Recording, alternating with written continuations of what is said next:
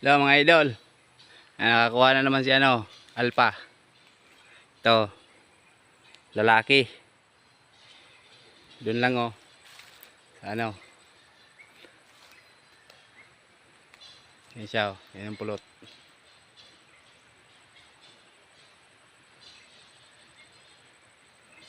Hindi ko lang nabidyohan kasi nagtitingkal kami ng naglulugit ng nyug. Ayun tatapos pa lang.